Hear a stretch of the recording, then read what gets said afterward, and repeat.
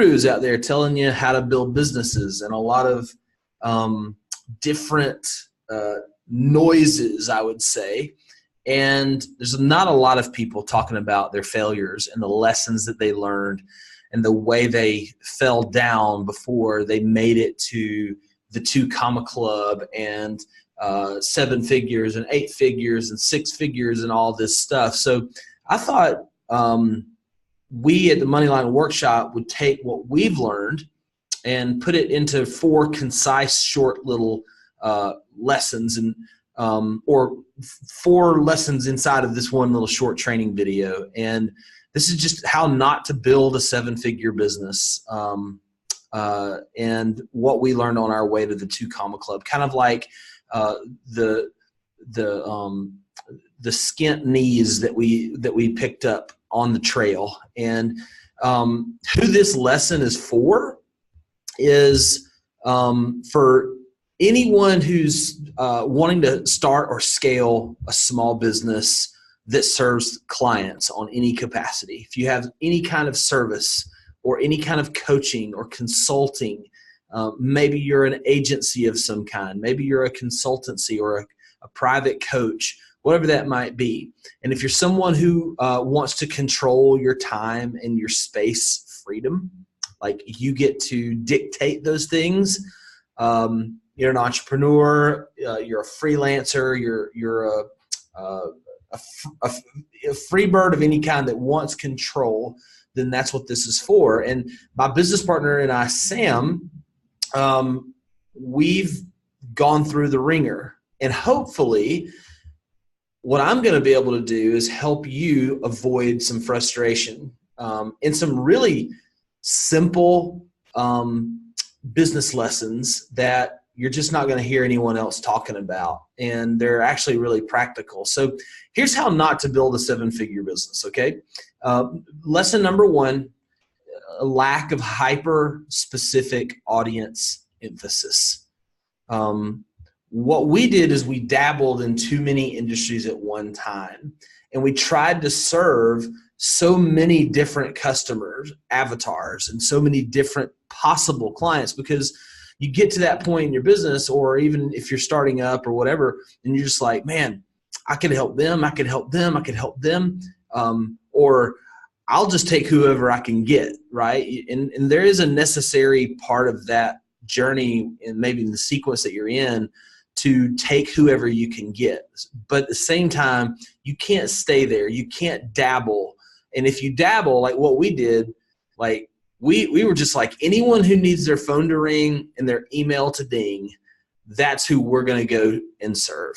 And obviously this is a list. It's not the only list of possible businesses that you can provide a service for, but you can get my drift. Like, it's really hard to do a few things well for this many different kinds of industries, because every industry has its own language, every industry has its own nuances, every industry has its own different problems and pains. And what we learned is that being in too many industries at one time prevents sharp rises in cash injecting events or sales. Okay, if you're trying to be in too many industries at once, you're going to hurt your cash injection. You're going to hurt cash flow. And cash flow is oxygen. It is the survival element. It is the only element of survival that matters in your business at all times. If there's not cash flow, then you're dead in the water. It's driftwood business time, and nobody gets into business to be driftwood. And so what we realized was that picking a hyper niche, not just a niche, like you can say local business, or you can say this particular kind of local business. We've learned that it's more important than you actually are making it out to be. And you probably are watching this going, yeah, I knew I needed to pick a niche. You get it intellectually, but maybe you're not necessarily functionally believing that. And so hopefully what you're hearing from me now is it's time to hyper niche down. If you want fast traction in cash injecting events in your business. And when we doubled down, on a hyper-specific audience, this is what happened. In the first 10 months of the business, we went from 0 to 7 figures. This is just a quick screenshot from our Stripe account. And then now, a little less than 2 years later, we're over 4 million. And so our revenue and our customer acquisition model, our client acquisition model is predictable. We go and get however many clients we want to deal with. And now we're actually having to make sure we don't get too many clients and we don't grow too fast, because there's a whole new level of devils when you get into fast growth. But lesson number 1 is get hyper specific with your target audience. Here, lesson number 2, we didn't specify the queen problem. Okay. Now, what do I mean by queen problem? Well, if you've ever watched the Tour de France, and I'm not saying you have to watch it every year, but there's this thing they call the Queen stage, and it's usually one marquee stage. You know, they race 21 days in July usually, and there's always the Queen stage, where that's kind of the pivotal moment in the entire event where the winner is chosen, and the winner separates themselves from the rest of the pack or the rest of the peloton in the racing example I give you. There's this one thing in business that is the queen problem for your hyper-specific industry that's going to be the difference maker in you succeeding and you failing. And what we didn't do at first is we didn't have that one bleeding neck pain that needed to be solved every single day for our hyper-specific target audience, okay? That queen problem. And if you don't emphasize that, it's really hard to get the cash injecting events like I was talking about. It's really hard to stay on top of cash flow if you don't have a hyper-specific niche and you don't have an idea of what their problem is. And the magnitude of the problem is the secret behind your ability to create customers. The bigger the problem, the bigger the queen problem is for your hyper-specific industry, the more money or the frequency in which you make money is affected. And so as you look out and start to choose your specific audience and the emphasis that you want to place on that audience, make sure you're evaluating the problem that you want to solve, the queen problem that needs to be solved. Is this industry's queen problem worse than this industry's queen problem? Maybe we can make more money faster over here in this industry. It's a big thing to take into evaluation, okay? Number 3, we did not have a scalable offer. Now, what do I mean by that? What I meant by that is our offer, not only did it not address the queen problem, but it was also very hard to fulfill. And when you create an offer that's hard to fulfill, what you really do is you prevent client results from happening, and you become the Swiss Army knife. The Swiss Army knife, if you're not familiar, is this knife with so many blades and has so many functions.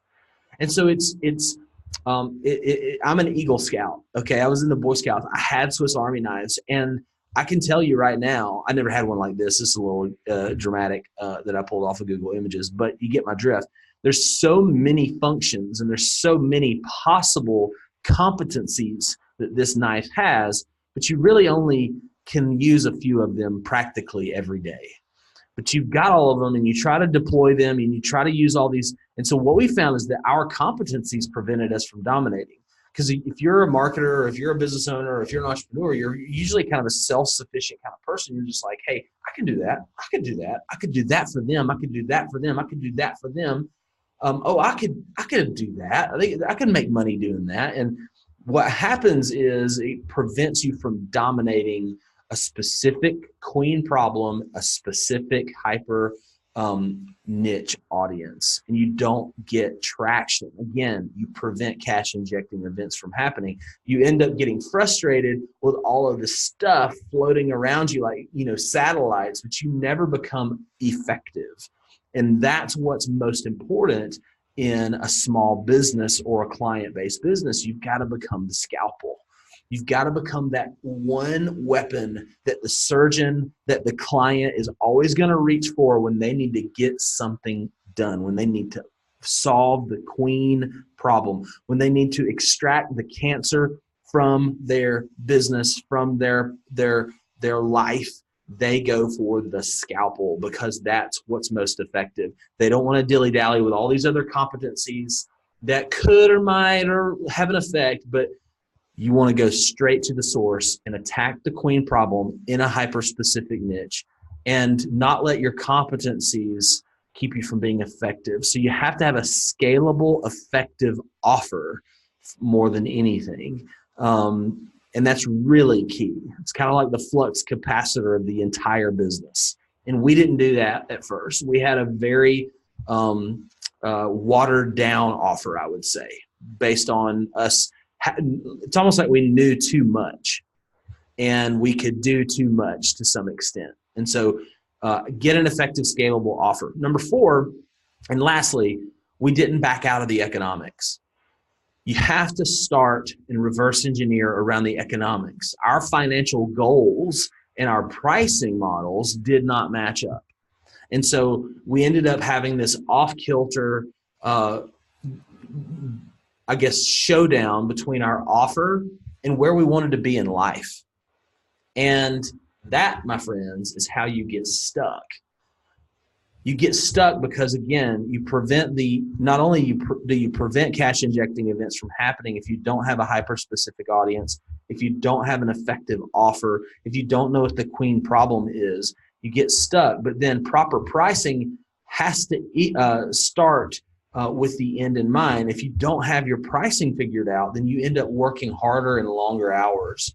And it goes back to the magnitude of the customer pain and the earning or savings potential your offer will deliver them. So if you're helping a plastic surgeon who makes $8,000 every procedure and you're generating leads, for example, for that plastic surgeon clinic or office, that $8,000 average customer value, well, you should get paid a lot more money generating leads for that plastic surgeon than you would maybe for a garage door repair man or repair person who makes $200 per service call. And because the plastic surgeon has a higher aptitude to pay you, and so you can make more money in this industry potentially.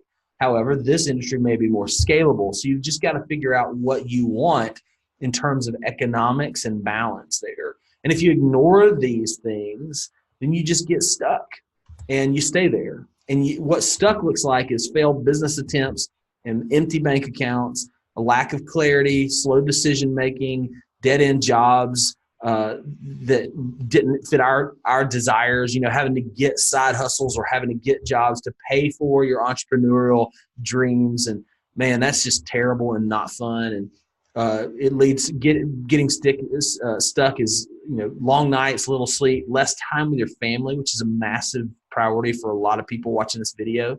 No control over your money, no control over your outcomes, which is the reason why you want to own your own business anyway. It's just control, right? It's not that you're a control freak, is you just want to be in charge of your vessel. You want to be, the wind behind your sails, if you will. And a lot of it all comes down to clarity. And what we learned is when you get clarity, results follow. When you get clarity on those 4 lessons that I just showed you that we learned the hard way, results follow. And now Sam and I, with Moneyline Workshop, we have a predictable client attraction and retention system. Like I said, we actually have to slow the boat down. And that system is, we actually have built a framework around it called the Moneyline Protocol.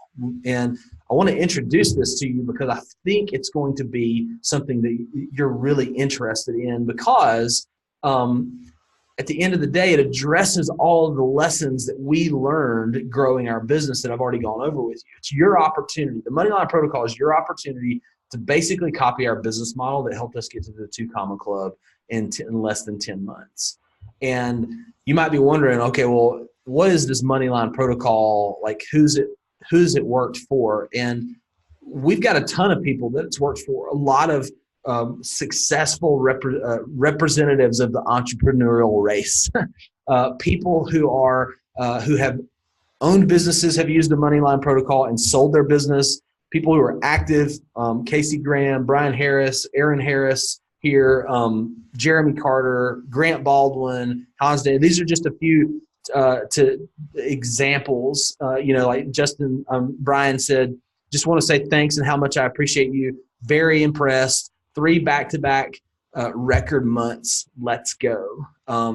Casey talked about how I helped his and my systems helped him grow an Inc. 5000 company that resulted in a lucrative exit in a truly life-changing event. Aaron even had a $10,000 additional injection of revenue 3 weeks after attending the Moneyline workshop. And the results speak for themselves. They go on and on. We even had this one great, all of our Moneyline workshop attendees and our Moneyline Protocol clients get Voxer access to me and Sam. And Hans was just talking about how, he has 12 discovery calls tomorrow after using our client acquisition model, getting all these calendar bookings, and how he closed his first one at $3,385, which he'd never tried to charge over the phone before. He'd never done that. He'd never got money up front for his services. He owns a wedding entertainment business. It's a fantastic business. But when you use the Moneyline Protocol effectively, you can also build a team. Now, you may not want to build a huge team. You may just want to build a small team or have some outsourced or freelancers or something doing, like, depending on if you want to have a lifestyle business or an enterprise business that you want to sell someday. What we've done is built a team right now of, this is actually a little out of the day. We have about 21 team members now, and we have core values that we hire around, and all of these people have metrics, and it's part of the Moneyline Protocol. And specifically, the Moneyline Protocol is built of 3 pillars. Having an offer that matches the market and your avatar, that queen problem.